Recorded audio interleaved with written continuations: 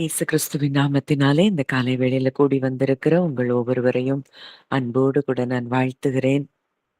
கர்த்தருடைய மகத்துவமான அந்த கிருபை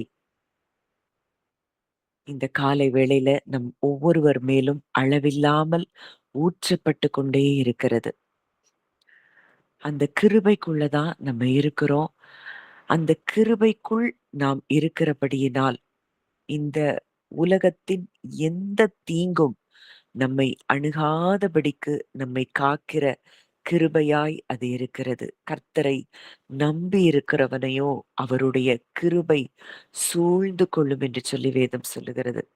அதுபோல இன்றைக்கு அந்த கிருபைக்குள்ளே இருக்கிற நம்மை எந்த தீங்கும் எந்த பொல்லாங்கும் நம்மை அணுக முடியாதபடிக்கு நம்மை பாதுகாக்கிற அவருடைய கிருபை நம்மை சூழ நின்று கொண்டிருக்கிறதை நாம் உணர்கிறவர்களாய் இருக்க வேண்டும். இந்த நாளிலும் கூட இன்றைக்கும் ஒரு காரியத்தை குறித்து நான் தியானிக்கணும். மகிமை, தேவனுடைய மகிமை என்றால் என்ன? குளோரி அப்படிங்கிற வார்த்தைய நம்ம அதிகமா அதுலயும் புதிய ஏற்பாட்டுல நம்ம பார்க்கிறோம். அந்த வார்த்தையின் ஆழமான அர்த்தம் என்ன அப்படிங்கிறத குறித்து தான் தியானிக்கணும் அப்படின்னு சொல்லி நான் நினைத்திருந்தேன். ஆனா ஒரு வசனத்தை நம்ம தியானிப்போம். அது எவ்வளவு நேரம் போகுதுன்னு தெரியல. அந்த ஒரு வசனத்துக்குள்ளேயே தேவன் இன்றைக்கு பல வெளிப்பாடுகளை பல காரியங்களை நமக்கு கற்றுத்தர இருக்கிறார் என்பதை நான் நிச்சயமாய் விசுவாசிக்கிறேன். அந்த வார்த்தையை தியானித்து விட்டு தேவனுடைய மகிமை என்றால் என்ன அப்படிங்கிறத குறித்து நம்ம தியானிக்கலாம், வாசிக்கலாம். கலாத்தியர் 1 4 கலாத்தியர் 1:4. அவர் நம்மை இப்பொழுதிருக்கிற பொல்லாத பிரபஞ்சத்தினின்று விடுவிக்கும்படி நம்முடைய பிதாவாகிய தேவனுடைய சித்தத்தின்படியே நம்முடைய பாவங்களுக்காக தம்மை தாமே ஒப்பு கொடுத்தார்.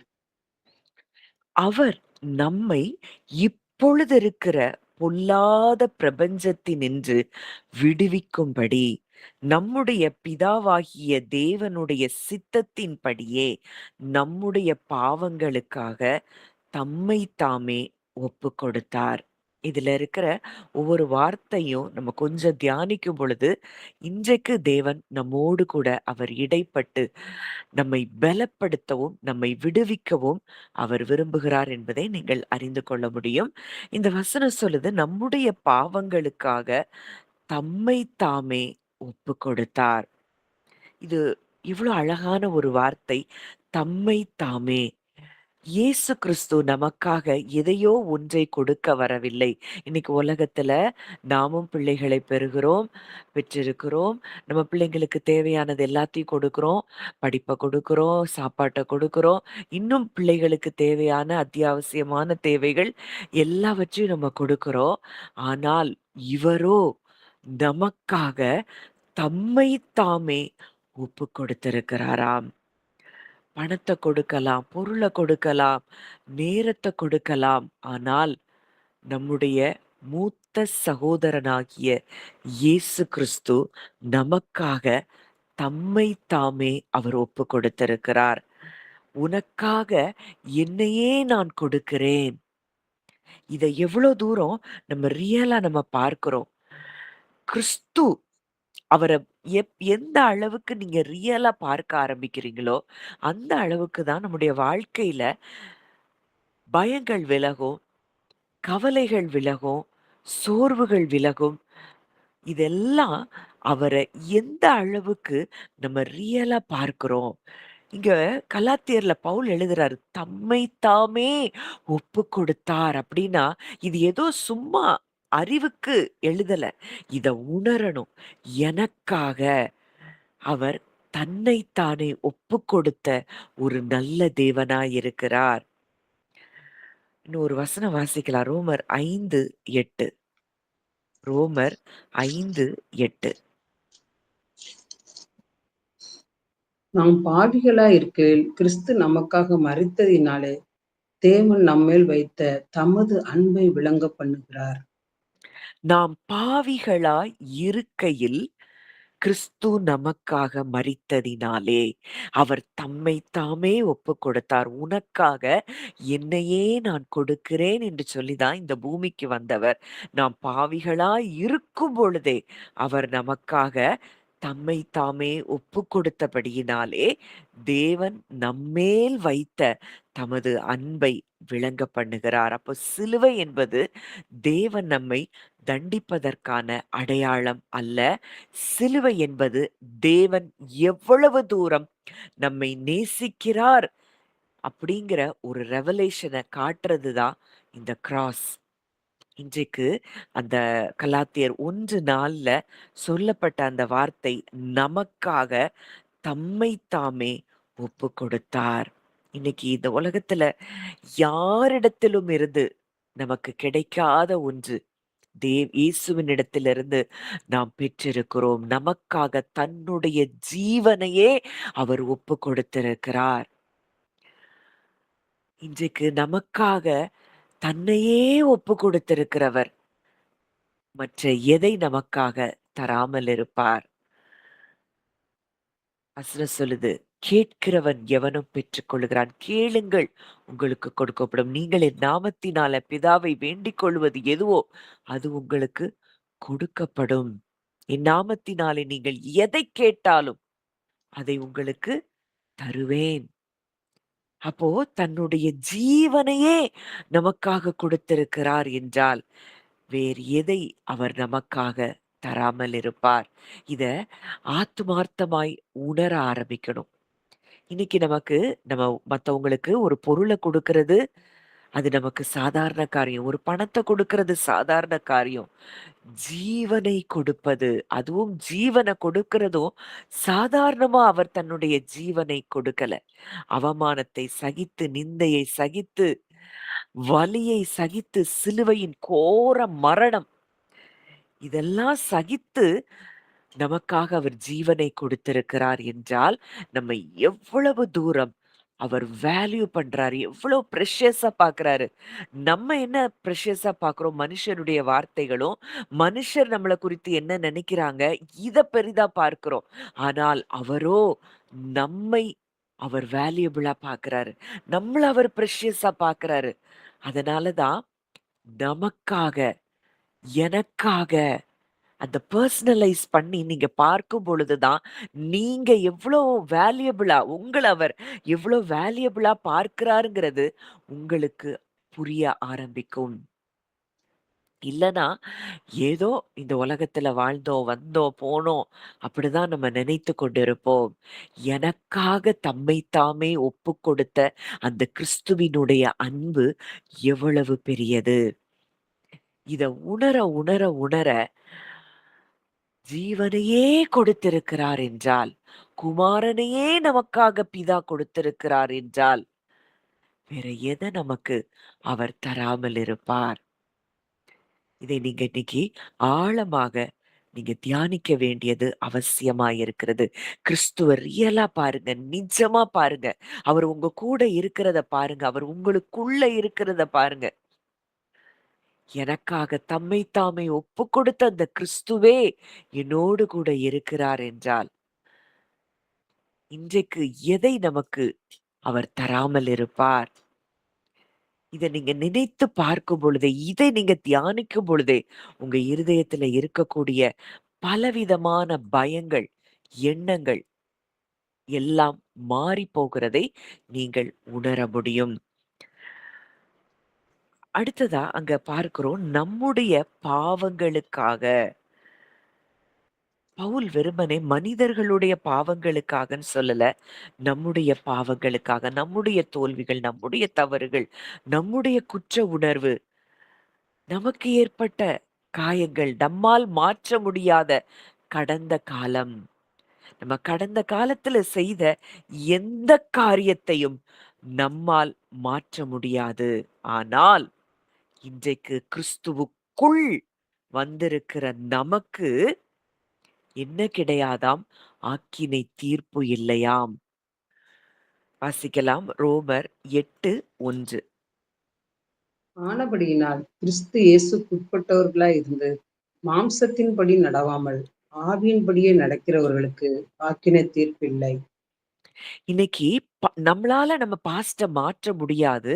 ஆனா, நம்முடைய பாஸ்ட் முழுவதையும் ஒருவர் மாற்றியிருக்கிறார் என்றால், கிறிஸ்து இயேசு மாத்திரமே. அவருக்குள் இன்னைக்கு நம்ம வந்துட்டோம்னா, நம்ம பாஸ்ட் முற்றிலுமாய் அது அழிக்கப்பட்டு விட்டது. ஒருவன் கிறிஸ்துவுக்குள் இருந்தால், அவன் புது சிருஷ்டி. பழையவைகள் ஒழிந்து போயின. நம்முடைய பாஸ்ட் எல்லாம் என்ன செஞ்சிருச்சு? ஒழிஞ்சு போயிருச்சு. இப்போ எல்லாமே புதிதாக மாறியிருக்கிறது. அப்போ இன்றைக்கு நமக்கு என்ன கிடையாது? ஆக்கினை தீர்ப்பு. therefore there is now no condemnation. நமக்கு என்ன கிடையாது? ஆக்கினை தீர்ப்பு இல்லை. நம்ம ஏதோ தவறே செய்யாததுனால இல்ல. நம்ம இன்றைக்கு கிறிஸ்து இயேசுவுக்குள் இருப்பதினால், இன்றைக்கும் நம்முடைய பரிபூரணம் அவருக்குள் இருக்கிறது. நம்முடைய பாதுகாப்பு அது கிறிஸ்துவுக்குள் இருக்கிறது. அப்போ நம்முடைய பாதுகாப்போ, நம்முடைய பரிபூரணமோ, அது நம்மிலிருந்து வெளிப்படுவது இல்லை. நம்ம செய்த செயல்கள், நம்ம செய்த நல்ல காரியங்கள் இதனால் அல்ல.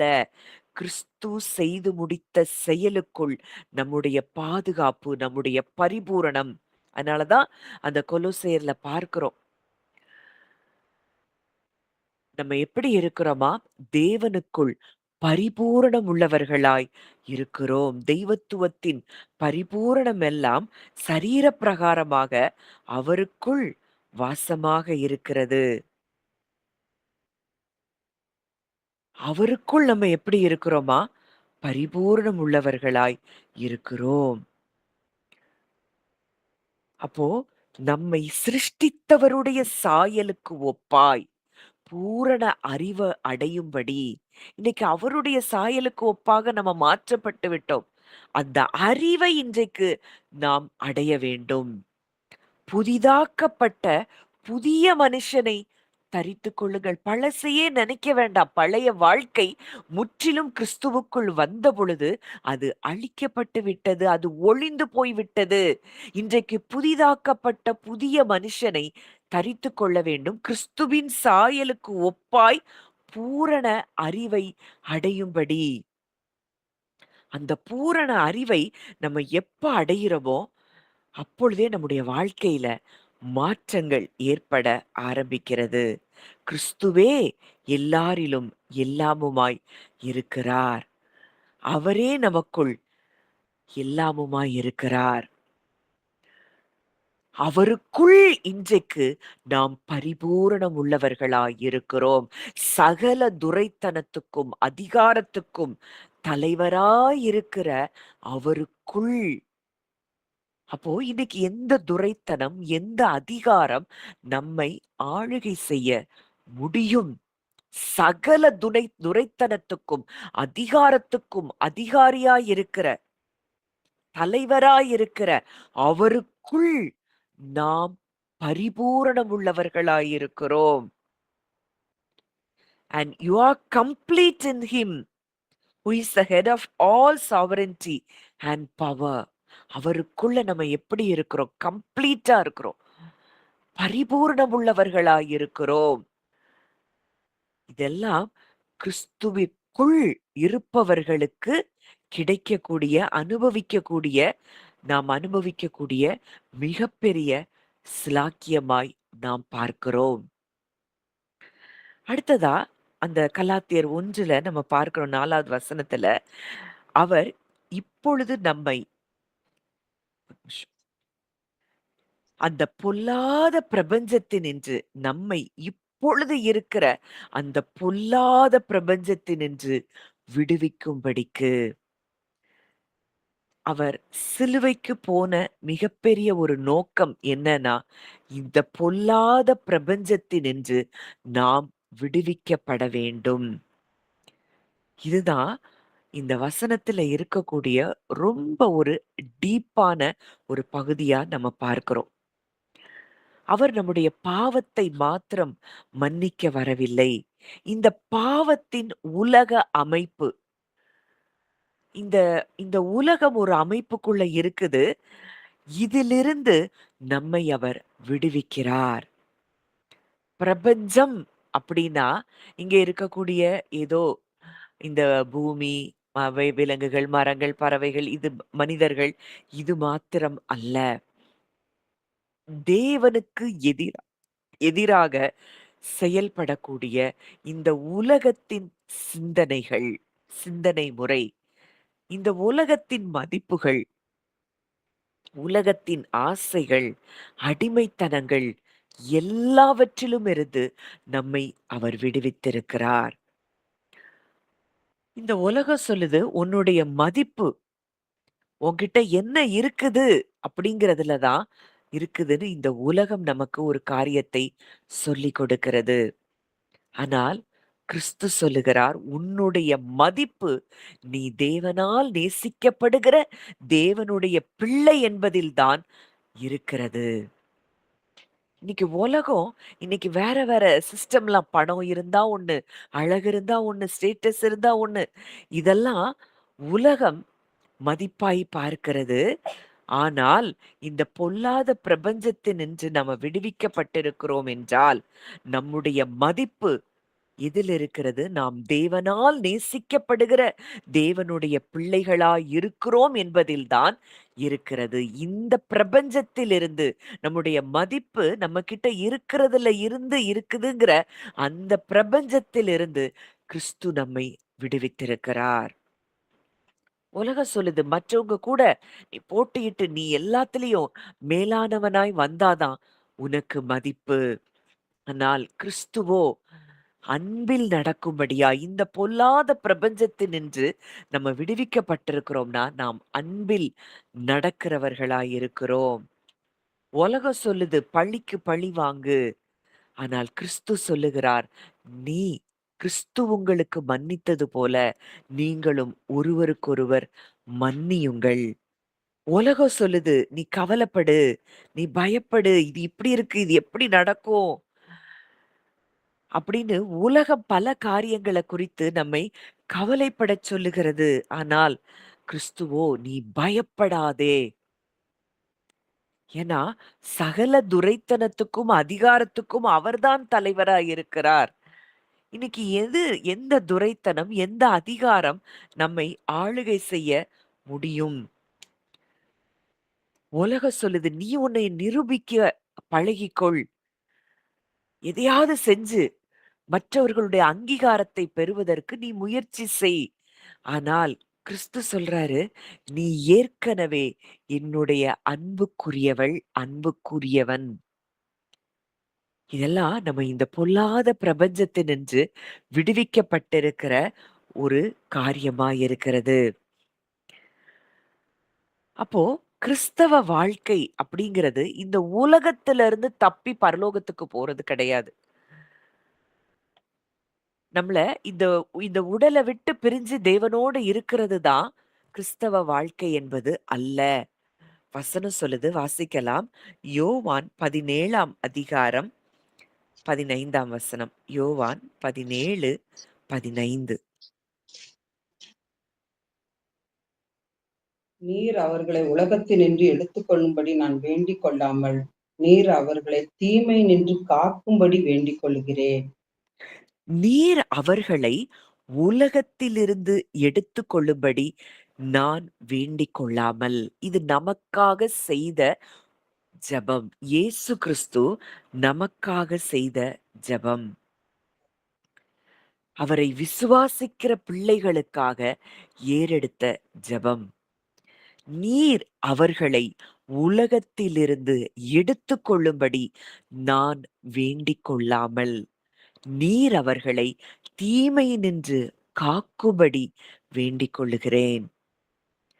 அப்போ தீமையினின்று காக்கும்படிக்கு இயேசு கிறிஸ்து வேண்டிக் கொண்டிருக்கிறார் என்றால், எல்லாரும் செத்து பரலோகம் போவதற்கு அவர் வேண்டிக் கொள்ளவில்லை.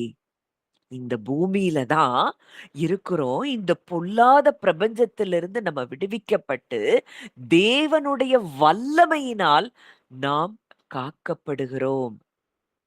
அவருடைய we are protected by his power. ஆனா, இன்னைக்கும் கிறிஸ்தவர்களுக்கு நேரிடுகிற சம்பவங்கள் பயங்கரமா இருக்குது. காரணம் என்னன்னா, இதை உணராத இருதயமாய் இருக்கிறது. நம்ம கிறிஸ்துவுக்குள்ள இருக்கிறோம். அவருடைய வல்லமையினால் நாம் காக்கப்பட்டிருக்கிறோம் என்பதை நாம் உணராதவர்களாய் இருக்கிறோம். அது ஒரு வசனம் உண்டு. அந்த வசனம் 1 பேதுரு ஆ தேவனுடைய வல்லமையினால் காக்கப்பட்டிருக்கிறோம்னு ஒரு வசனம் உண்டு. நான் எடுத்து நான் சொல்றேன். அப்போ இன்றைக்கு அவருடைய வல்லமையினால், உலகத்தையே படைத்தவருடைய வல்லமையினால் நாம் என்ன செய்திருக்கிறோமாம்? காக்கப்பட்டிருக்கிறோம். எதை குறித்து நாம் கவலைப்பட வேண்டும்? இன்னைக்கு உலகத்துல என்ன வேணாலும் நடக்கலாம். உலகத்துல என்ன தீமை வேணாலும் நடக்கலாம். உலகத்துல வியாதி வரலாம், உலகத்துல விபத்து வரலாம். ஆனால் அவர் நமக்காக தம்மை தாமே ஒப்புக் கொடுத்த நோக்கம், நம்மை இந்த பொல்லாத பிரபஞ்சத்தினின்று விடுவிக்கும்படிக்கு. இந்த பொல்லாத பிரபஞ்சத்தினின்று நீங்களும் நானும் விடுவிக்கப்பட்டிருக்கிறோம் என்கிற உண்மையை, சத்தியத்தை நாம் எப்பொழுது அறிந்து கொள்ள ஆரம்பிக்கிறோமோ, உணர ஆரம்பிக்கிறோமோ, அந்த நாளிலிருந்து நாம் விடுதலைகளை அனுபவிக்கிறவர்களாயிருக்கிறோம். உலகத்துல இருக்கலாம். ஆனா, உலகம் நம்மள கண்ட்ரோல் பண்ண வேண்டிய அவசியம் நமக்கு இல்லை. இன்னைக்கு பணம் நம்மள கண்ட்ரோல் பண்ண வேண்டிய அவசியம் இல்லை. உலகத்துல இருக்கக்கூடிய பயம், உலகத்துல அங்க இது நடக்கு, இங்க இது நடக்கு, இந்த வியாதி வந்துருச்சு, இது வந்துருச்சு, இது உங்கள மூழ்கி போக பண்ணிரும். இந்த பயத்துக்குள் வாழ நாம் அழைக்கப்படவில்லை.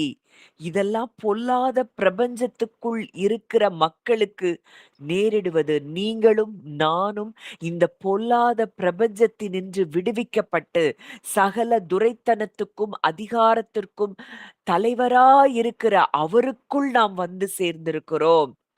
தேவனுடைய வல்லமையினால் நாம் காக்கப்பட்டிருக்கிறோம். அவர் செய்த ஜெபமே, அவர் தீமையினின்று நாம் காக்கப்படும்படிக்கு அவர் நமக்காக வேண்டுதல் செய்திருக்கிறார் என்றால், இன்னமும் நமக்காக வேண்டுதல் செய்து கொண்டிருக்கிறார் என்றால், எந்த தீமை நம் வாழ்க்கையில் நேரிட முடியும்? அப்போ கிறிஸ்துவில் வாழ்வது அப்படின்னா, உலகத்த விட்டு ஓடிப்போயி அவரு கூட வா பரலோகத்தில் வாழ்வது அல்ல. உலகத்தின் அந்த ஆட்சி முறையிலிருந்து உலகம் இன்னைக்கு ஒரு ஒரு ஒரு காரியத்துல ஆளுகை செய்து கொண்டிருக்குது. பொல்லாத பிரபஞ்சம் பொல்லாங்கனுக்குள் கிடக்கிறது. அது சில காரியங்களை நமக்கு கற்றுக் கொடுத்தது. அந்த ஆளுகையின் கீழ் இன்றைக்கு நாம் இல்லை. அப்போ இயேசு கிறிஸ்துவினுடைய சிலுவை என்பது ஏதோ ஒரு ஆக்சிடென்ட்டா அவர் இந்த பூமிக்கு வரல. அவர் சொல்றாரு, வாசிக்கலாம். யோவான் 10ஆம் அதிகாரம் 18ஆம் வசனம். யோவான் 10:18. ஒருவனும் அதை என்னிடத்திலிருந்து எடுத்துக்கொள்ள மாட்டான். நானே அதை கொடுக்கிறேன். அதை கொடுக்கவும் எனக்கு அதிகாரம் உண்டு. அதை மறுபடியும் எடுத்துக்கொள்ளவும் எனக்கு அதிகாரம் உண்டு. இந்த கட்டளையை என் பிதாவினிடத்தில் பெற்றுக்கொண்டேன் என்றார். ம். ம். அதாவது அதுல என்ன வசனம், என்ன காரியம் அதுல சொல்லப்பட்டிருக்குன்னா, ஒருவனும் அதை என்னிடத்திலிருந்து எடுத்துக்கொள்ள மாட்டான்.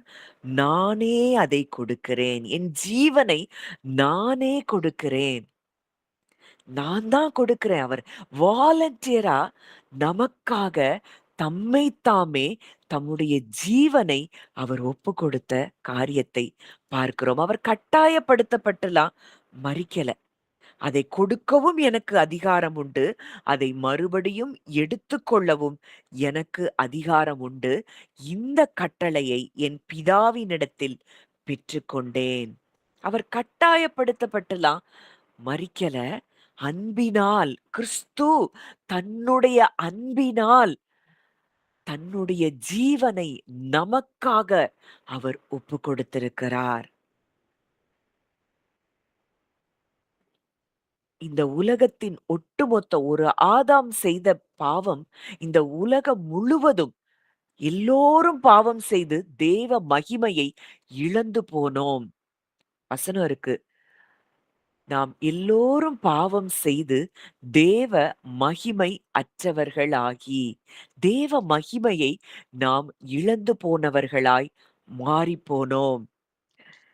ஆனா, இன்றைக்கு அவருக்குள்ள வந்திருக்கிற நமக்கு கொடுக்கப்பட்டிருக்கிற ஒரு ஸ்லாக்கியம், அந்த யோவான் 17ல ஒரு வசனம் உண்டு. 23 ஆ யோவான் 17:22. நாம் ஒன்றாய் இருக்கிறது போல அவர்களும் ஒன்றாய் இருக்கும்படி நீர் எனக்கு தந்த மகிமையை நான் அவர்களுக்கு கொடுத்தேன். நாம் ஒன்றாய் இருக்கிறது போல அவர்களும் ஒன்றாய் இருக்கும்படி நீர் எனக்கு தந்த மகிமையை நான் அவர்களுக்கு கொடுத்தேன். அப்போ நாம் எல்லோரும் பாவம் செய்து தேவ மகிமை அற்றவர்களானோம். இன்றைக்கு கிறிஸ்துவுக்குள் இருக்கிற நமக்கு தேவ மகிமை மறுபடியும் கொடுக்கப்பட்டிருக்கிறது. அது எதற்காக? நாம் ஒன்றாயிருக்கும்படிக்கு. இன்றைக்கு பிதா, குமாரன், பரிசுத்த ஆவியானவரோடு கூட நாம் மறுபடியும் ஒன்று சேர்க்கப்பட்டிருக்கிறோம், இணைக்கப்பட்டிருக்கிறோம். மனதிலே முன்பு சத்துருக்களாய் இருந்தோம். இன்றைக்கு தேவனோடு கூட ஆத்துமார்த்தமாய் மறுபடியும் ஒன்றிணைக்கப்பட்டிருக்கிறோம். நம்முடைய வீட்டுக்குள்ள நம்ம வந்து சேர்ந்துட்டோம். பிதா, குமாரன், பரிசுத்த ஆவியானவர் தான் நம்முடைய வீடாயிருக்கிறார்கள். ஆதாம் அந்த சோர்ஸை இழந்து போன பொழுதுதான் அவன் பயந்தான், வெட்கப்பட்டான், பயந்தான், தேவனை விட்டு தூரமாகி போனதைப் போல உணர்ந்தான். ஆனால் இன்றைக்கு எப்படி ஒரு மரம் வெட்டப்படும் பொழுது அது மரித்து போன நிலையை அடைகிறதோ, ஒரு தண்ணீரிலிருந்து மீன் எடுக்கப்பட்ட பொழுது அது மரித்து போகிற நிலையை அடைந்து அது துடி துடிக்கிறதோ, அதே போல மனிதன் எப்பொழுது தேவனிடத்திலிருந்து பிரிக்கப்பட்டானோ அந்த நொடிப்பொழுதிலிருந்து அவனுக்குள்ளே பயமும், கவலையும், வெட்கமும், அவமானமும் எல்லாம் மனுஷனுக்குள்ள வந்தது. ஆனால் இன்றைக்கு கிறிஸ்து அவருக்குள்ள அவருக்கு கொடுக்கப்பட்ட மகிமையை அவர் நமக்கு கொடுத்திருக்கிறாராம். இன்றைக்கு அந்த மகிமையை நாம் பெற்றிருக்கிறோம் என்றால், நம்ம ஏற்கனவே ஒரு வசனத்தை தியானித்தோம். எத்தனை பேர் அந்த மெசேஜ் கேட்டீங்கன்னு தெரியல. மகிமையானவைகளின் மேல் காவல் உண்டாயிருக்கும். இன்னைக்கு மகிமையை பெற்றிருக்கிற நமக்கு காவல் உண்டாயிருக்கிறது. இன்றைக்கு இன்னைக்கு எத்தனையோ டிஸ்டர்பன்சஸ் நமக்கு இந்த உலகத்துல இருக்கு. சில நேரங்கள்ல கனவுகள்ல என்னுடைய ஆவியில உணர்கிறது, சிலருக்கு கனவுகள் மூலமாய் அவன் பயத்தை ஏற்படுத்தி கொண்டிருக்கிறான். இந்த கனவு வரும் பொழுது ஒண்ணு நீங்க புரியணும், நீங்க யாருங்கிறத புரியணும். இந்த பயத்துக்கு இடம் கொடுத்து இது நடந்துருமோ நடந்துருமோ நடந்துருமோன்னு நீங்க நினைச்சு பயந்தீங்கன்னா தான் அது நடக்கும். அதெல்லாம் இன்னும் நான் டீட்டெயில்டா சொல்லும் பொழுது இன்னும் அது புரிய ஆரம்பிக்கும். எது சத்தியம், எது பொய் என்பதை நம்ம டிசர்ன் பண்ண வேண்டிய இடத்தில் நாம் இருக்கிறோம். அப்போ இன்றைக்கு தேவ மகிமை அற்றவர்களாய் இருந்தோம். இன்றைக்கு குமாரனுடைய மகிமை நாம் பெற்றிருக்கிறோம். அந்த குளோரிய நம்ம பெற்றிருக்கிறோம். இன்றைக்கு மகிமையானவைகளின் மேல் காவல் உண்டாயிருக்கும் என்றால், இன்றைக்கு நம் ஒவ்வொருவர் மேலும் பரலோகத்தின் காவல் உண்டாயிருக்கிறது. நம்மை தொடுவதற்கு எந்த வல்லமைக்கும் அதிகாரம் இல்லை. இதை நாம் உணர வேண்டியது அவசியம்.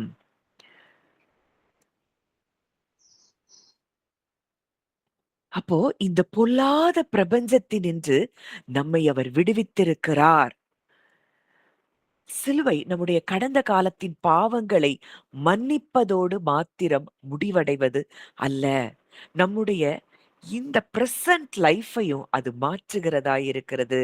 நம்மை ஒரு பொல்லாத பிரபஞ்சத்துக்குள்ள இருக்கிறோம்னா நமக்குள்ள பயம் இருந்திருக்கும். ஆனா இன்றைக்கு கிறிஸ்துவுக்குள் வந்திருக்கிற நமக்கு பயம் என்பது கிடையவே கிடையாது.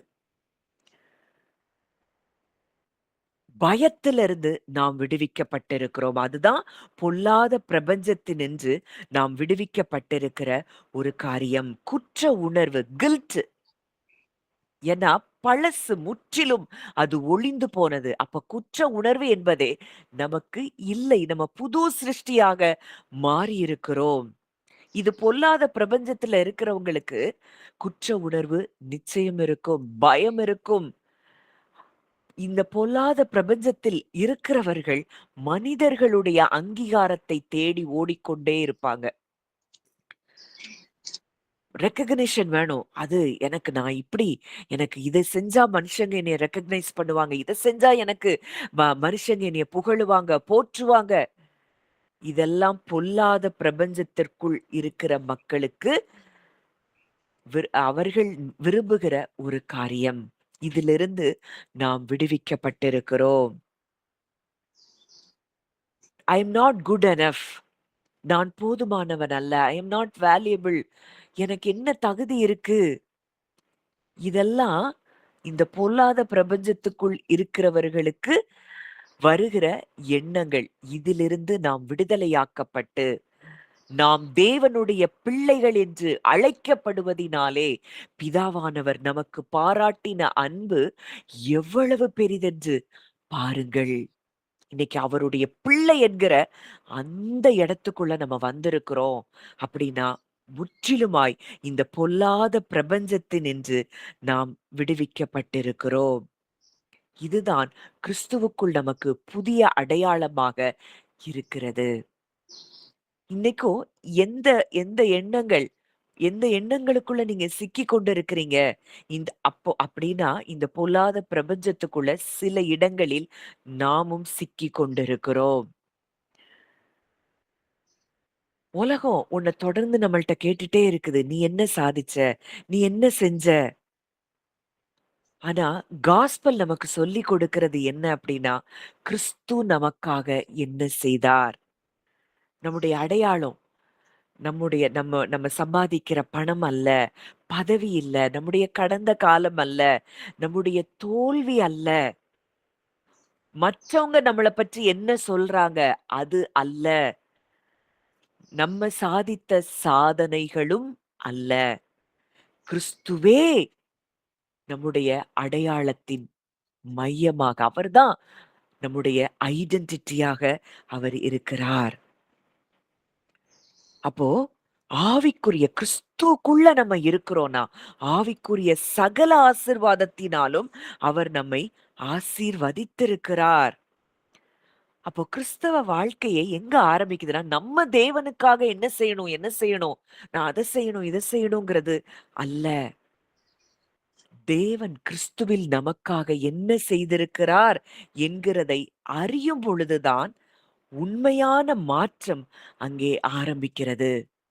இன்னைக்கு நம்ம செய்கிறதுனால் அல்ல, அவர் செய்திருக்கிறதை நாம் அறிய ஆரம்பிக்கும் பொழுது நிச்சயமாக அவருக்காக நாம் நற்காரியங்களை நாம் செய்ய தொடங்குவோம். அப்போ தம்மைத்தாமே ஒப்பு கொடுத்த அந்த தேவன் பொல்லாத பிரபஞ்சத்தினின்று நம்மை விடுவிக்கும்படிக்கு அவர் நம்மை ஒப்பு கொடுத்திருக்கிறார். அவர் இந்த உலகத்திலிருந்து நம்மை எடுத்துக் கொள்ளும்படி வேண்டிக் கொள்ளாமல் தீமையினின்று நம்மை விடுவிக்கும்படி அவர் நமக்காக வேண்டிக் கொண்டிருக்கிறார். அது மாத்திரமல்ல, எல்லோரும் பாவம் செய்து தேவ மகிமையற்றவர்களாயிருந்தோம். ஆனால் கிறிஸ்துவுக்குள் வந்த பொழுது அவருடைய மகிமையே இன்றைக்கு நமக்கு கொடுத்திருக்கிறார். இத ஒவ்வொரு நாளும் நம்ம அதை சொல்லிக்கொண்டே இருக்கணும், அதை விசுவாசிக்கணும், அதை பேசணும். தேவ மகிமையை நான் பெற்றிருக்கிறேன். அத நீங்க பேச பேசவே அந்த குளோரி உங்களுக்குள்ள இருக்கிறத நீங்க ஃபீல் பண்ணவே உங்களை சுற்றிலும் இருக்கிற காரியங்கள் மாற ஆரம்பிக்கும். இன்னைக்கும் எதை நம்ம பேசிட்டு இருக்கிறோம், நம்ம யாருன்னே நமக்கு தெரியல. நம்ம எந்த இடத்துக்குள்ள வந்திருக்கிறோம், வெளிச்சத்துக்குள்ள வந்திருக்கிறோம், பொல்லாத பிரபஞ்சத்துக்குள் இல்லை, தேவனுடைய ராஜ்யத்துக்குள்ள வந்திருக்கிறோம். இந்த உலகத்தின் ஆட்சியின் கீழ் நாம் இல்லை. அப்போ இந்த இந்த ராஜ்யத்துக்குள்ள நம்ம வந்துட்டோம்னா, இந்த ராஜ்யத்தின் வாழ்க்கை என்ன? நீதி, சமாதானம், பரிசுத்த ஆவியினால் உண்டாகும் சந்தோஷம். இந்த வாழ்க்கைய நம்ம அனுபவிக்கிறோமா? இந்த பொல்லாத பிரபஞ்சத்திலிருந்து அவர் நம்மை மீட்டெடுத்து விட்டார் என்கிற நிஜத்தை நாம் உணர்கிறவர்களாய் இருக்கிறோமா? இப்போ ஒரு 2, 3 வசனம் வாசிக்கலாம். இன்னும் அது ஆழமாய் நம்ம தியானிப்பதற்கு அது ஏதுவா இருக்கும். 1 யோவான் 5, 18, 19, 20. 1 யோவான் 5, 18, 19, 20. தேவனால் பிறந்த எவனும் பாவம் செய்யான் என்று அறிந்திருக்கிறோம். தேவனால் பிறந்தவன் தன்னை காக்கிறான், பொல்லாங்கன் அவனைத் தொடான். நாம் ம். தேவனால் உண்டாயிருக்கிறோம் என்றும் உலகம் முழுவதும் பொல்லாங்கனுக்குள் கிடக்கிறதென்றும் அறிந்திருக்கிறோம். அன்றியும் நாம் சத்தியம் உள்ளவரை அறிந்து கொள்வதற்கு தேவனுடைய குமாரன் வந்து நமக்கு புத்தியை தந்திருக்கிறார் என்றும் அறிவோம். அவருடைய குமாரனாகிய இயேசு கிறிஸ்து என்னப்பட்ட சத்தியம் உள்ளவருக்குள்ளும் இருக்கிறோம். இவரே மெய்யான தேவனும் நித்திய ஜீவனுமாயிருக்கிறார். தேவனால் பிறந்த எவனும் பாவம் செய்யான் என்று அறிந்திருக்கிறோம். தேவனால் பிறந்தவன் தன்னை காக்கிறான், பொல்லாங்கன் அவனை தொடான். இந்த பொல்லாத பிரபஞ்சம் எங்க இருக்குதாம்? பொல்லாங்கனுக்குள் இருக்கிறது.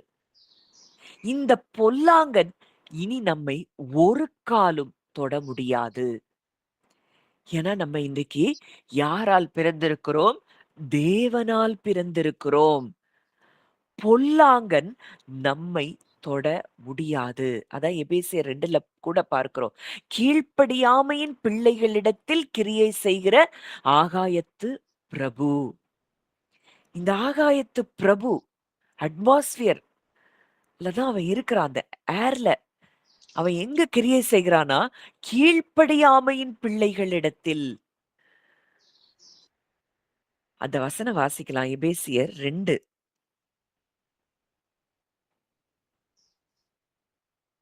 1, 2 வாசிங்க ஆன்ட்டி.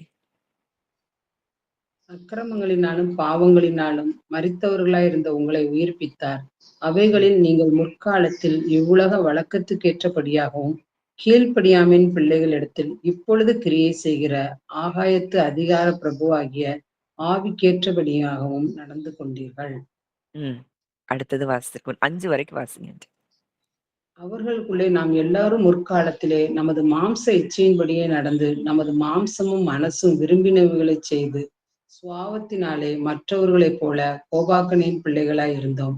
தேவனோ இரக்கத்தில் ஐஸ்வர்யம் உள்ளவராய் நம்மில் அன்பு கூர்ந்த தம்முடைய மிகுந்த அன்பினாலே அக்கிரமங்களில் மரித்தவர்களாய் இருந்த நம்மை கிறிஸ்துவுடனே கூட உயிர்ப்பித்தார். கிருபையினாலே ரட்சிக்கப்பட்டீர்கள். இங்க வசனம் தெளிவா சொல்லுது. அக்கிரமங்களினாலும் பாவங்களினாலும் மரித்தவர்களாய் இருந்த உங்களை உயிர்ப்பித்தார். இந்த பொல்லாந்த பிரபஞ்சத்துக்குள், பொல்லாங்கனுக்குள், உலகம் பொல்லாங்கனுக்குள் இருந்தது. அந்த பொல்லாத பிரபஞ்சத்துக்குள்ள நம்ம இருந்தோம். இன்றைக்கு மரித்துப் போய் இருந்த அந்த உலகத்திலிருந்து நம்மை உயிர்ப்பித்து தேவனுடைய ராஜ்யத்துக்குள் நம்மை கொண்டு வந்திருக்கிறார். அவைகளில் நீங்கள் முற்காலத்திலே இவ்வுலக வழக்கத்திற்கு ஏற்றபடியாக கீழ்ப்படியாமையின் பிள்ளைகளிடத்தில் இப்பொழுது கிரியை செய்கிற ஆகாயத்து அதிகார பிரபுவாகிய ஆவிக்கு ஏற்றபடியாகவும் நடந்து கொண்டீர்கள். முழு உலகமும் அந்த பொல்லாத பிரபஞ்சத்துக்குள் அங்கே ஆகாயத்து அதிகார பிரபு அவனுடைய ஆவிக்கு ஏற்றபடியாக நடந்து கொண்டிருந்தோம். ஆனால் இன்றைக்கு நாம் உயிர்ப்பிக்கப்பட்டு தேவனோடு கூட ஒன்று சேர்க்கப்பட்டு அவருடைய ராஜ்யத்துக்குள், அன்பின் குமாரனுடைய ராஜ்யத்துக்குள் நாம் வந்து சேர்ந்திருக்கிறோம் என்றால் எந்த பொல்லாங்கன் நம்மை தொட முடியும்? நாம் மகிமையானவை நாம் மகிமையானவர்களாய் இருக்கிறோம். தேவ மகிமையை பெற்றிருக்கிறோம். மகிமையானவைகளின் மேல் காவல் உண்டாயிருக்கும் என்று சொல்லி வேதம் நமக்கு சொல்லுகிறது என்றால் அதை நிஜமாக நாம் பார்க்கிறோமா? அங்க பார்க்கிறோம், தேவனோ இரக்கத்தில் ஐஸ்வர்யம் உள்ளவராய் நம்மில் அன்பு கூர்ந்த தம்முடைய மிகுந்த அன்பினாலே அக்கிரமங்களில் மரித்தவர்களாய் இருந்த நம்மை கிறிஸ்துவுடனே கூட உயிர்ப்பித்தார். கிருபையினாலே ரட்சிக்கப்பட்டீர்கள். இரக்கத்தில் ஐஸ்வர்யம் உள்ளவர், நம்மில் அன்பு கூர்ந்த தம்முடைய மிகுந்த அன்பினாலே. இன்னைக்கு உலகத்தையே பார்த்துட்டு இருக்கோம். உலகம் மக்கள் அவங்க சொல்ற வார்த்தை, அவங்க நம்மள குறிச்சு சொல்ற ஜட்ஜ்மெண்ட், இத பெருசா பார்த்து கொண்டிருக்கிறோம். ஆனால் நம்மில் அன்பு கூர்ந்த தம்முடைய மிகுந்த அன்பினாலே அவர் இரக்கத்தில் ஐஸ்வர்யம் உள்ளவராய் இருந்து அக்கிரமங்களில் மரித்தவர்களாயிருந்த நம்மை கிறிஸ்துவுடனே கூட உயிர்ப்பித்து உன்னதங்களில் இன்றைக்கு அவரோடே கூட நம்மை உட்கார செய்திருக்கிறார் என்றால், இன்றைக்கு எந்த பொல்லாங்கு தீங்கு நம் எல்லைக்கு பக்கத்துல கூட வர முடியாது. இன்னைக்கும் அததான் நான் சொல்றேன். கனவுகள் மூலம் சிலருக்கு பயங்கள் ஏற்பட்டிருக்கிறதை நான் பார்க்கிறேன். அது நிஜம் அல்ல. வார்த்தை அவர் என்ன செய்து முடித்திருக்கிறார், மற்றவை எல்லாம் அது பொய்கள். சாத்தான் என்ன செய்யறானா, தூங்கும்போது களைகளை விதைக்கிறானா. அத போலதான் நம்ம அறியாமல் அன்கான்சியஸா இருக்கும்போது பல களைகளை அவன் விதைக்கிறான். உலகத்தின் இந்த நம்ம ராஜ்யத்துக்குள்ள இருக்கிறோங்கிற இந்த கான்சியஸ் இல்லாதபடி இருக்கும் பொழுது அவன் பயங்களை விதைக்கிறான். பயம் என்னும் களைகளை அவன் விதைக்கிறான். அந்த 1 யோவான் 5:19 வாசிங்க ஆண்டி.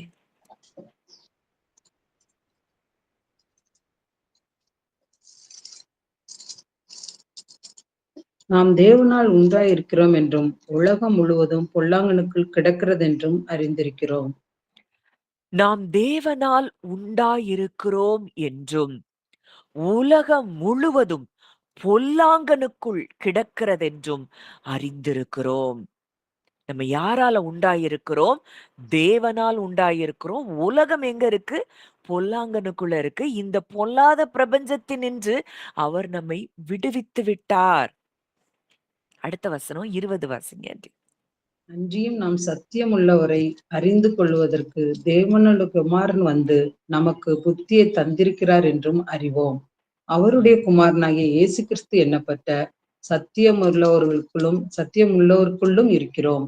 இவரே மெய்யான தேவனும் நித்திய ஜீவனுமாயிருக்கிறார்.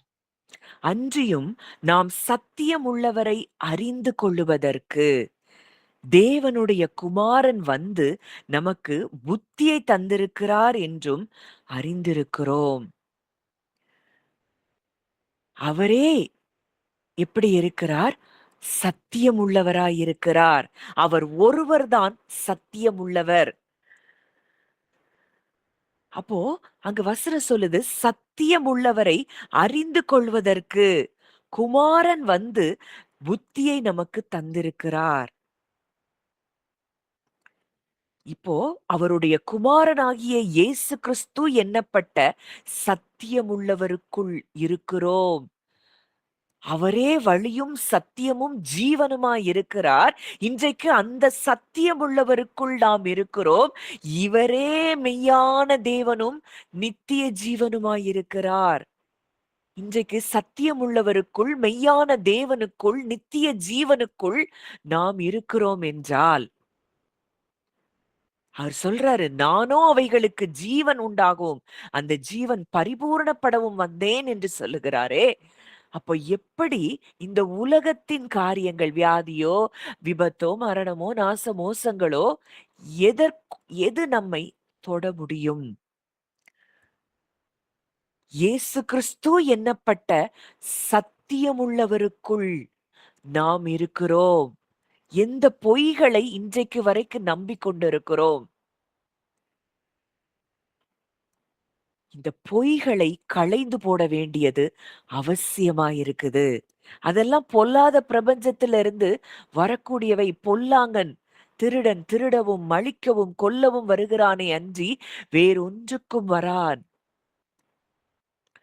அவன் பொய்யனும் பொய்க்கு பிதாவுமாய் இருக்கிறான். அவன் பேசும்போது தன் சொந்தத்திலிருந்து எடுத்து பேசுவான். அவரது வசனமே சத்தியம். அவன் சொந்தத்துல இருந்து பேசுறான்.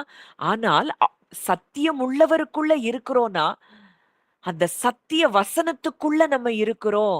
சத்திய வசனம் என்ன சொல்லுது? "வாதை உன் கூடாரத்தை அணுகாது. பொல்லாப்பு உனக்கு நேரிடாது." இந்த சத்தியம் உள்ளவருக்குள் நாம் இருக்கிறோம். அப்ப என்ன கனவு வந்தான்னு, இந்த உலகத்துல என்ன சம்பவம் நடந்தா என்ன? இது எதுவும் எனக்கு நடக்காது. இந்த பொல்லாத பிரபஞ்சத்தினின்று நான் விடுவிக்கப்பட்டிருக்கிறேன்.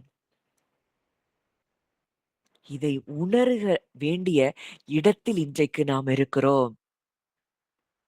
இன்னைக்கு உலகம் ஒரு பெரிய டிபேட். சமீபத்துல ஒரு ஒரு காரியத்த நான் வாசித்தேன். பெரிய பெரிய ஊழியர்கள் எல்லாம் விபத்துகள்ல மரிக்கிறாங்க. ஏன்? சரியான காரியங்களை நாம் அறிந்து கொள்ளாத விளைவு. அவங்க பாவம் செய்யல. அவங்கள தவறா நம்ம பார்க்கல. நிச்சயமா அவங்க தேவனோடு கூட பரலோகத்துல தான் இருக்கிறாங்க. ஆனா, எந்த இடத்துல நம்ம இன்றைக்கு வந்திருக்கிறோம்? அதை நாம் உணர வேண்டிய இடத்தில் இருக்கிறோம். இந்த பொல்லாத பிரபஞ்சத்துக்குள்ள நம்ம இல்ல. கிறிஸ்துவுக்குள், தேவனுக்குள். அவர் ஜெபிக்கிறாரு. நான் அவர்களை இந்த உலகத்திலிருந்து எடுத்துக் கொள்ளும்படி வேண்டிக் கொள்ளாமல், தீமை நின்று அவர்களை காக்கும்படி வேண்டிக் கொள்ளுகிறேன். இன்னைக்கு எதையோ வசனத்த வச்சுட்டு, அத நம்ம என்ன செய்றோம்? நம்ம சொல்றத காரியங்கள் இதுதான் கரெக்ட் அப்படின்னு சொல்றோம். யோபு பேசுனத எடுத்துக்கிடுறோம். நெறைய வசனங்கள சங்கீதத்திலிருந்து எடுக்கிறோம். ஆனா உண்மையாய் கிறிஸ்து என்னும் சத்தியமுள்ளவருக்குள் இருக்கிறோம் என்றால், அவர் என்ன ஜெபித்திருக்கிறார்? உலகத்தினின்று எடுத்துக் கொள்ளும்படி நான் வேண்டிக் கொள்ளாமல், தீமை நின்று அவர்களை காக்கும்படி வேண்டிக் கொள்ளுகிறேன். அவருக்குள்ள தான் நம்ம இருக்கிறோம். அவர்தான் சத்தியமுள்ளவர். வசனம் பழைய ஏற்பாட்டிலேயே தெளிவா சொல்லுது. வாதை அணுகாது, பொல்லாப்பு நேரிடாது. அவருடைய நிழலுக்குள்ள இருக்கிறோம். அவரே நமக்கு கேடகமாய் இருக்கிறார். இதை அறிந்தவர்கள், உணர்ந்தவர்கள் அந்த வாழ்க்கைய அனுபவித்தாங்க. காலேபானாலும் சரி, யோசுவாவானாலும் சரி, மோசேயானாலும் சரி. மோசே 120 வயதுல கண் பார்வை மங்கவில்லை. மலையில ஏறுற அளவுக்கு அவருக்கு பெலன் இருந்தது. காரணம், அந்த சத்தியம் உள்ளவருக்குள் அவர்கள் இருந்தபடியினால், அந்த சத்திய வசனத்துக்குள் அவர்கள் இருந்தபடியினால், அவர்களை எதுவும் மேற்கொள்ள முடியவில்லை. அப்போ இன்றைக்கும் என்ன காரியம் வந்தாலும் அத நீங்க டிசர்ன் பண்ணணும். இது எங்கிருந்து வருகிறது? ஒரு பயம் வருதா? அவர் பயத்த கொடுக்கல. அப்ப பயம் எங்கிருந்து வருது? பாதாளத்திலிருந்து வருது. அத உடனடியா நீங்க டிசர்ன் பண்ணி, இந்த சத்தியத்தை கொண்டு அதை மேற்கொள்ள வேண்டும். இன்னொரு வசனம் வாசிக்கலாம். 1 யோவான் 2:14. பிதாக்களே, ஆதி முதல் இருக்கிறவரை நீங்கள் அறிந்திருக்கிறதினால் உங்களுக்கு எழுதியிருக்கிறேன். வாலிபரே, நீங்கள் பலவான்களாய் இருக்கிறதினாலும், தேவ வசனம் உங்களில் நிலைத்திருக்கிறதினாலும், நீங்கள் பொல்லாங்கனை ஜெயித்ததினாலும் உங்களுக்கு எழுதுகிறேன். வசனம் சொல்லுது, வாலிபரே நீங்கள் பலவான்களாயிருக்கிறதினாலும், தேவ வசனம் உங்களில் நிலைத்திருக்கிறதினாலும், நீங்கள் பொல்லாங்கனை ஜெயித்ததினாலும் உங்களுக்கு எழுதுகிறேன். I have written to you, young men, because you are strong and the word of God remains in you, and you have overcome the wicked one. எப்படி பொல்லாங்கனை வாலிபர்கள் ஜெயித்திருக்கிறாங்களாம்? தேவ வசனம் அவர்களில் நிலைத்திருந்தபடியினாலே. இன்றைக்கு எது நமக்குள்ள இருக்குது? உலகத்துக்குள்ள இருந்து வருகிற இன்புட் அந்த காரியங்கள். அத நம்ம உள்வாங்குறோமா? இல்ல தேவ வசனம் நம்மில் நிலைத்திருக்கிறதா? தேவ வசனம் நம்மில் நிலைத்திருந்தால் பொல்லாங்கனை நாம் ஜெயிக்க முடியும். ஆட்டுக்குட்டியின் இரத்தத்தினாலும், சாட்சியின் வசனத்தினாலும் சாத்தானை ஜெயித்தார்கள். இந்த சாத்தான் என்பவனே அவன் பொய்யன், பொய்க்கு பிதா, பயத்தை விதைக்கிறவன், கவலையை விதைக்கிறவன், நம்ம இருதயத்துல எப்பவும் சோர்வை விதைக்கிறவன்.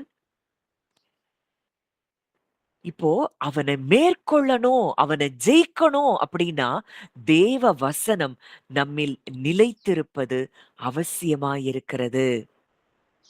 வாலிபரே, நீங்கள் பலவான்களாயிருக்கிறதினால், அவர்கள்தான் பலவான்கள். யாரு? தேவ வசனம் நிலைத்திருக்கிறவர்களே பலவான்களாயிருக்கிறார்கள். நீங்கள் பொல்லாங்கனை ஜெயித்ததினால் உங்களுக்கு எழுதுகிறேன். 3 காரியம். அவர்கள் பலவான்களா எப்படி இருக்கிறாங்க? பொல்லாங்கனை எப்படி ஜெயிக்கிறாங்க? தேவ வசனம் அவர்களில் நிலைத்திருக்கிறபடியினால். இன்னைக்கு நமக்குள்ள என்ன சத்தம் கேட்டுட்டு இருக்கு? உலகம் ஒண்ணு சொல்லுது. பொய்யான சத்தியங்கள். ஏய், உனக்கு அத செஞ்சுட்டாங்க, இத செஞ்சுட்டாங்க, செய்வன செஞ்சு வச்சுட்டாங்க, ஏவல செஞ்சுட்டாங்க, அத அனுப்பிட்டாங்க. இது பயத்தை விதைக்கிறது. பயம்னு உங்களுக்கு ஒண்ணு இருதயத்துல வந்துருச்சுனாலே, அது சாத்தான் விதைத்த காரியம். அது சத்தியம்னு நீங்க நம்பிட்டு இருக்கிறீங்க. ஆனால் உண்மையான சத்தியம் அது அல்ல. அது பிசாசு விதைக்கிற களை. இத முதல்ல நம்ம புரியணும். எப்போ அதனால தான் வசனம் சொல்லுது. சத்தியத்தையும் நீங்கள் அறிவீர்கள். சத்தியம் உங்களை விடுதலையாக்கும். நீங்க யாருக்குள்ள இருக்கிறீங்க? அவருடைய மகிமைக்குள்ள நீங்க இருக்கிறீங்க. அவருடைய காவல் உங்க மேல இருக்குது. இதை நாம் உணர வேண்டியது அவசியமாயிருக்கிறது. இன்னும் ஒரு 2 2 வசனம் பார்த்துவிட்டு நம்ம ஜெபிக்கலாம். மத்தேயு 13:19. மத்தேயு 13:19. ஒருவன் ராஜ்யத்தின் வசனத்தை கேட்டும் உணராதிருக்கும்போது பொல்லாங்கன் வந்து அவன் இருதயத்தில் விதைக்கப்பட்டதை பறித்துக் கொள்கிறான். அவனே வழியருகே விதைக்கப்பட்டவன். ராஜ்யத்தின் வசனத்தை கேட்டும் உணராதிருக்கும்போது, இப்போ இவ்வளோ நேரம் ராஜ்யத்தின் வசனத்த கேட்டுட்டோம். கேட்ட பிறகும் அதை உணர்வுகளில் உணரவில்லை என்றால், அறிவா இருக்கு. ஆனா, அதை உணரல அப்படின்னா, அங்க என்ன செய்றான்? பொல்லாங்கன் வருகிறான். அங்கதான் பொல்லாங்கனே வருகிறதை பார்க்கிறோம். பொல்லாங்கன் வந்து அவன் இருதயத்தில் விதைக்கப்பட்டதை பறித்துக் கொள்ளுகிறான். அவனே வழியருகே விதைக்கப்பட்டவன். இப்போ உதாரணத்துக்கு நான் சொல்லணும் அப்படின்னா, வசனத்த கேட்டுட்டோம். இத கேட்டு இததான் உண்மை, இதுதான் சத்தியம் அப்படின்னு உணராமல் இருக்கும் பொழுது, இப்போ ஒரு சின்னதா ஒருத்தர் ஒரு வார்த்தை சொல்றாங்க. இல்ல உங்களுக்கே ஒரு பயமுறுத்துகிற ஒரு கனவு வருது அப்படின்னா, அங்க என்ன வந்துட்டான்? யார் வந்ததா அர்த்தம்? பொல்லாங்கன் வந்து விட்டான். பயம் வந்துருச்சு அப்படின்னாலே, அங்கே பொல்லாங்கன் வந்து அந்த பயம் உங்களை மேற்கொள்ள ஆரம்பிக்குதுன்னா, இருதயத்தில் விதைக்கப்பட்டதை அவன் பறித்துக் கொண்டு விட்டான் என்று அர்த்தம். ராஜ்யத்தின் வசனத்தை கேட்டும் உணராதிருக்கும் பொழுது, உணராதவர்களிடத்துல தான் பொல்லாங்கன் வருகிறான். இன்னும் அந்த ஆவி, இந்த ஆவி, அந்த ஆவி என்னைய அப்படி பண்ணுது, இந்த விக்கிரக ஆவி, எந்த ஆவி நம்ம பக்கத்துல வர முடியும்? இருக்கு, இல்லங்கிறது இல்ல. எதுவும் என்னை தொட முடியாது. அப்படிங்கிற நிஜத்துக்குள் நாம் வாழுகிறோமா?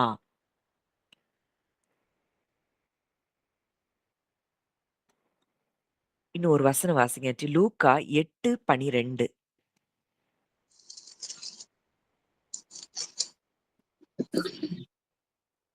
வழியருகே விதைக்கப்பட்டவர்கள் வசனத்தை கேட்கிறவர்களாய் இருக்கிறார்கள். அவர்கள் விசுவாசித்து ரட்சிக்கப்படாதபடிக்கு பிசாசானவன் வந்து அவ்வசனத்தை அவர்கள் இருதயத்திலிருந்து எடுத்து போடுகிறான். வழியருகே விதைக்கப்பட்டவர்கள் வசனத்தை கேட்கிறவர்களாயிருக்கிறார்கள். இவங்கெல்லாம் கேட்கிறவங்க தான். ரட்சிக்கப்படாதபடிக்கு பிசாசானவன் வந்து அவ்வசனத்தை அவர்கள் இருதயத்திலிருந்து எடுத்து போடுகிறான். அவர்கள் விசுவாசித்து ரட்சிக்கப்படாதபடிக்கு. இன்னைக்கு இந்த வசனத்தை நீங்க கேக்குறீங்க. இத விசுவாசித்து நீங்க ரட்சிக்கப்படக்கூடாது அப்படிங்கிற நிலைக்கு நம்ம தள்ளப்படுறோம்னா, அதுக்கு காரணம் வசனத்தை உணராமல் இருக்கும் பொழுது. நம்ம இன்றைக்கு வசனத்தை விசுவாசித்து ரட்சிக்கப்படுறோம்னா, அவன் நம்ம பக்கத்துல வரவில்லை என்பது அர்த்தம்.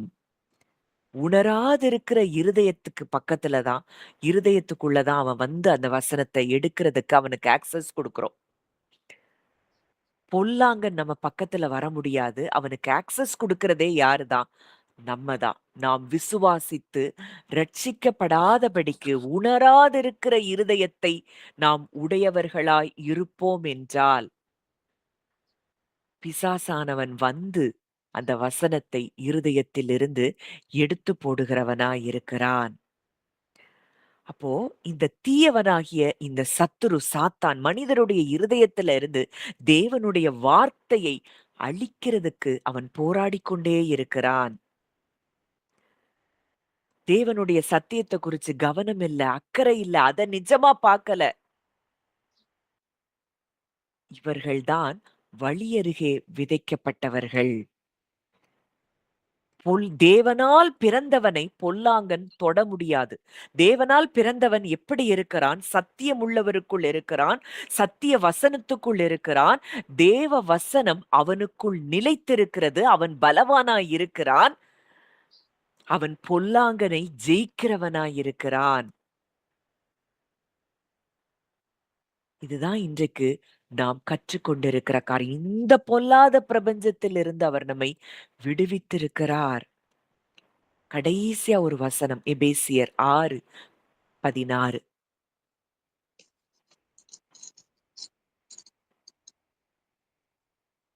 சத்தியம் என்னும் கட்சியை உங்கள் அறையில் ஆறு கட்டினீர்கள். எபேசியர் 6:16 ஆண்டி. 16. பொல்லாங்கனையும் அக்கினி அஸ்திரங்களை எல்லாம் அவிழ்த்து போடத்தக்கதாய் எல்லாவற்றிற்கும் மேலாக விசுவாசம் என்னும் கேடயத்தை பிடித்து கொண்டவர்களாயும் நில்லுங்கள்.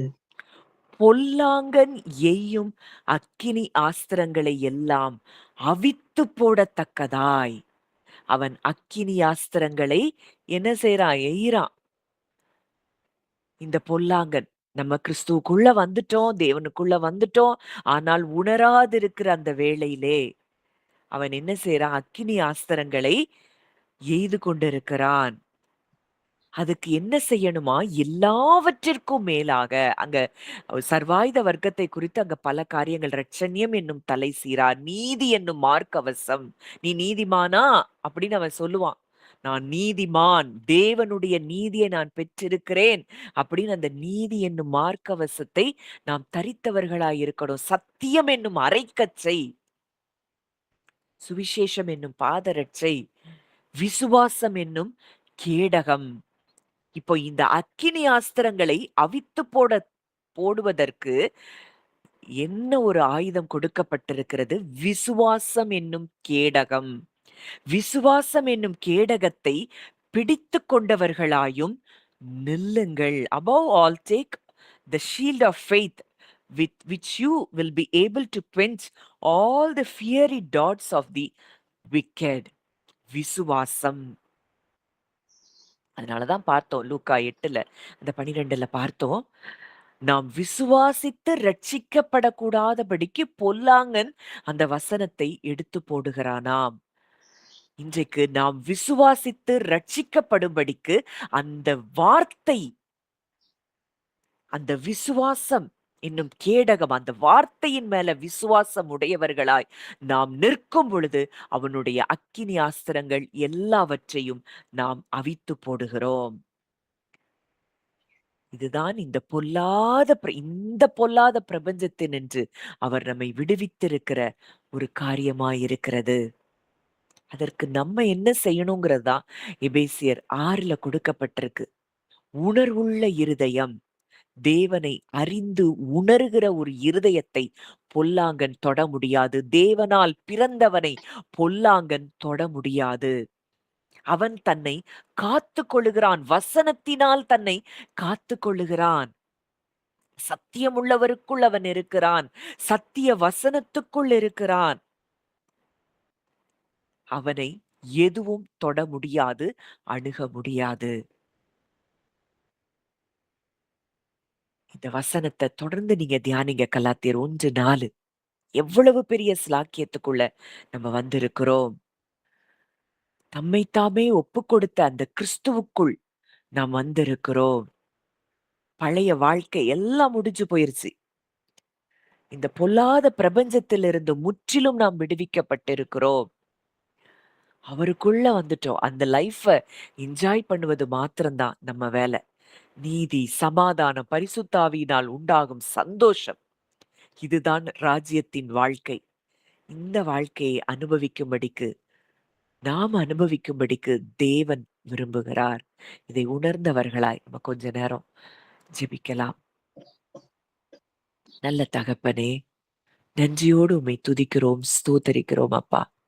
தகப்பனே, இந்த காலை வேளையிலும் எங்களோடு கூட இடைப்பட்ட உம்முடைய வார்த்தைகளுக்காக நாங்கள் நன்றி செலுத்துகிறோம். பொல்லாங்க நெய்யும் அக்கினி ஆஸ்திரங்களை இந்த நாளிலே நாங்கள் அவித்து போடுகிறோம் அப்பா. எதெல்லாம் எங்களை பயமுறுத்தி களைகளை விதைத்து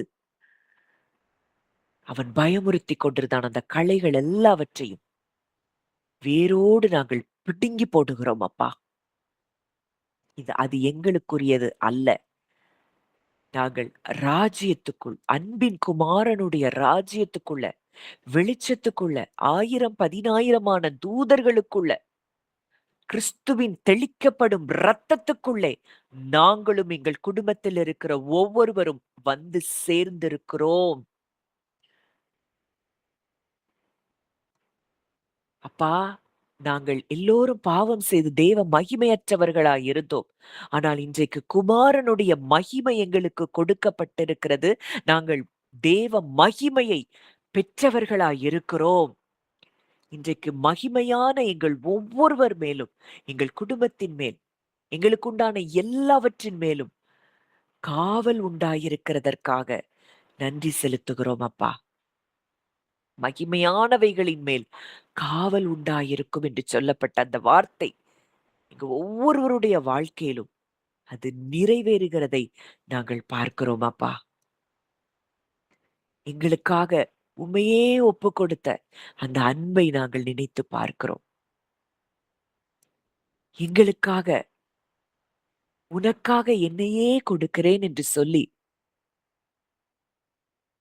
கொடுத்த அந்த அன்பை நாங்கள் நினைத்து பார்க்கிறோம். மனுஷர்களை நாங்க இனி பார்க்காதபடி, மனுஷர்களுடைய வார்த்தைகள், அவருடைய செயல்கள் எங்களை டிஸ்டர்ப் பண்ணாத இடத்துக்கு நாங்க வரும்படிக்கு தகப்பன் எங்களுக்கு உதவி செய்யுங்க. பரிசுத்த ஆவியானவர் எங்களுக்கு நீங்க உதவி செய்யுங்கப்பா. விதைக்கப்பட்ட இந்த வார்த்தைகள் எங்க வாழ்க்கையில அப்ப 1000 மடங்கு எங்க வாழ்க்கையில இது பலன் தரும்படிக்கு நாங்கள் ஜெபிக்கிறோம். அந்த ஒவ்வொருவரையும் மனதார உங்க பிள்ளையா நான் பிளஸ் பண்றேன். கர்த்தர் ஆசீர்வதித்து நீர் வழி நடத்துகிறபடியினால் நன்றி செலுத்துகிறோம். இயேசுவின் மூலம் கேட்கிறோம் ஜீவனுள்ள நல்ல பிதாவே. ஆமேன், ஆமேன்.